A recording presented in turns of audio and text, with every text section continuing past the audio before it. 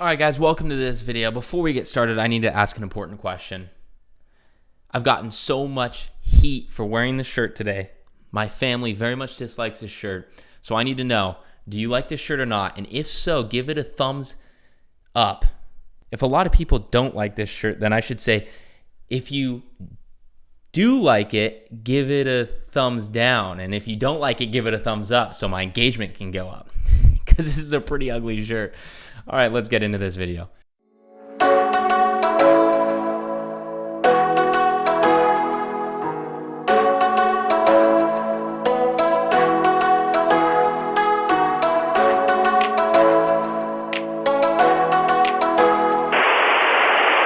All right, guys, so in this video, I thought I would talk about 7 skills that you need to acquire or get good at to get hired by people who are looking to hire video editors, how to get hired as a video editor. So basically, just to give this video some context, I have a really good friend who hires video editors a lot for his videos because he actually doesn't like video editing, so he just prefers to hire a video editor. And I said, hey man, I want to make a YouTube video on this to kind of help people who want to make some money during this time of quarantine or self-isolation as a video editor. What are some tips that you can give me to give to you guys on things that you should learn if you want to get hired as a video editor? So the 7 things that he told me on our call, and I'll break it down right now. So the first thing that he looks for is tip number 1. Does the editor have the ability to understand a story? Okay, so yeah, it's great if you're a technical editor. That's really cool and stuff, and you can turn around the edit really fast. However, if you don't understand the story, the edit's not going to be good. And you guys need to make good creative decisions. So when people are hiring you as an editor, they want to make sure that you understand pacing, they want to make sure that you understand the flow, and they want to make sure that you're able to look at a script and just understand the story. You need to understand storytelling, the basics of storytelling. I mean, right above me, you can go in the search bar and search Storytelling 101 after you finish watching this video and learn basics about storytelling, so that way when you look at a script and when they give you the script for the video and then the clips for the video, you're able to understand the story. That's the first and main thing that video editors, or that people hiring video editors, will look for. Number 2 is organizational skills. This is really important, and my friend mentioned this and really emphasized this point, that this is incredibly important because let's say down the line the client comes back to you and wants some touch-ups on that edit, or the person hiring you goes and opens the edit. They want everything to be in the right bins, in the right folders, everything labeled correctly. So when you're able to look at that edit, when you're able to, or when they need to tweak that edit, they could go in and they can understand exactly where everything is based off of the labeling and the placements, because your organizational skills as an editor is good. But for this, you also need to understand the platform that you're editing on. And the biggest platforms you'll be editing on or be required to edit on is Premiere Pro, with a little bit of use of After Effects maybe, and Final Cut Pro as well, or Final Cut as well. So having good organizational skills are key. Also, sorry if the lighting's changing right now. My blinds just went down, so the sun is kind of like, clouds are coming over it and then disappearing, so it's getting brighter and less bright. But I have my other lights here, hoping it's not too distracting.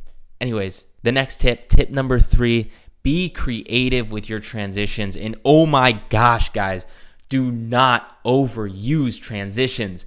This will ruin a video. Yes, transitions can sometimes make a video amazing. However, 101 on storytelling, or just being a filmmaker, is if something does not add to your story, or if something takes away from your story, obviously you're going to want to take that out.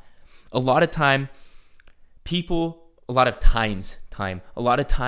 get caught up with these cool new plugins or cool new transitions, so they just oversaturate a video with transitions. Guys, you need to be very methodical with how you place your transitions in videos. You need to make sure and only place a transition in a video when it makes sense to, when it adds to the story, when it calls for it, when the story calls for a transition. Do not take away from the story by adding a transition, a zoom, zoom, zoom transition, just as you saw.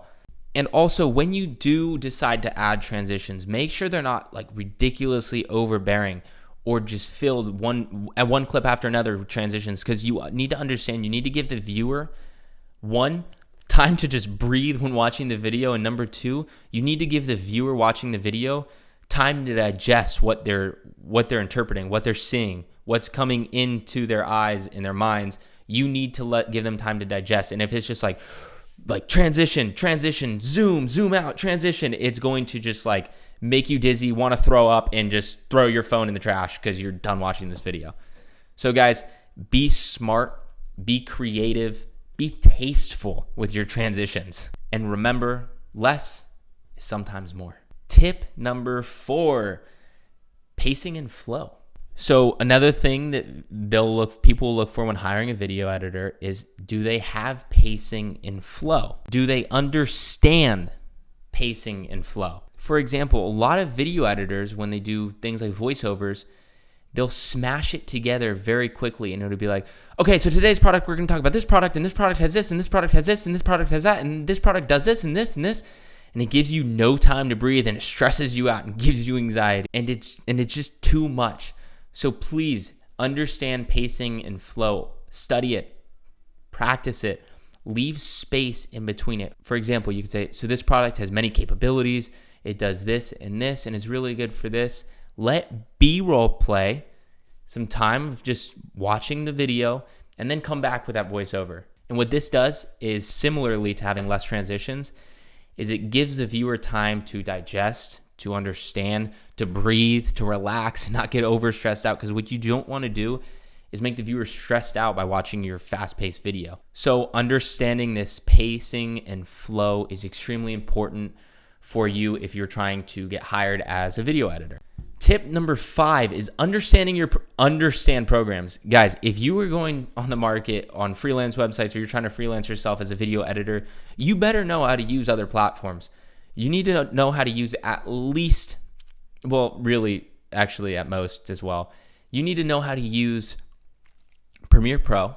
You need to know how to use Final Cut, and you need to have a basic understanding of After Effects. I took a course for all of these just so I would have those dialed in, even though I'm not selling myself as an editor, rather as like an actual filmmaker.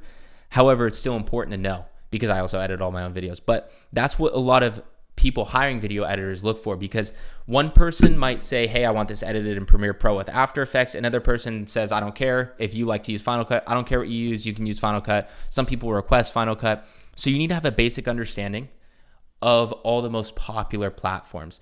Go on Upwork.com, search for jobs where people need video editors, and see what they're asking for, and learn those skills. Learn those platforms, just a basic understanding. And you don't have to buy a course like I did. You could just go on YouTube and learn. But this is a big thing he said as well, is you need to understand basic understanding of a variety of popular editing platforms. Tip number 6, deliver your edit on time. Guys, this not only is a sign of honesty and your work ethic and just not being lazy, you guys need to deliver what you say you're going to deliver on time.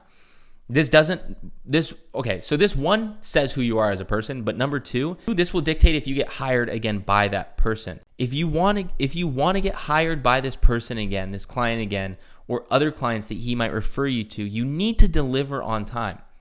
Better yet, if you can, do your best to deliver an hour or two, a couple hours, or even a day before schedule, and really impress them.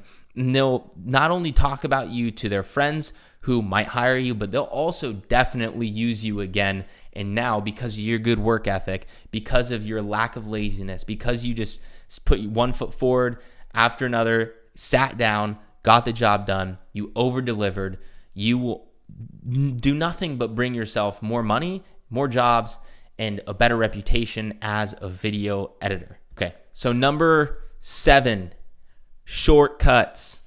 If you want to achieve tip number 6, the one before, which is delivering on time or over-delivering ahead of time, you need to know shortcuts. You need to understand shortcuts. And trust me, there are shortcuts in video editing. There's keyboard shortcuts. There's all kinds of millions of different shortcuts that you can apply, you can learn, you can study, and again, apply into your editing process. This will make you turn your edits around faster, which will get you more jobs, which will make you more money. And finally, I guess a pro tip, or tip number 8, I guess, which is actually, it's not its own tip, but just care. Just care about what you're doing. As I said, have a good work ethic, be an honest person and care. And that person will see that you care if you're doing everything right and above and beyond, and rehire you. As I said, I don't want to sound like a broken record, but it will do nothing but wonders for you, and it will give you a better reputation in your field, and inevitably it will get you more jobs as a video editor. So those are the 7 things that I broke down, or that my friend broke down for me on the call. 7 things that people look for when hiring a video editor. That's all for this video, guys. If you have any questions, just comment below. Feel free to comment. I'll answer those questions. I'll get back to you as soon as possible. Give this video a thumbs up, and because it really does help with engagement.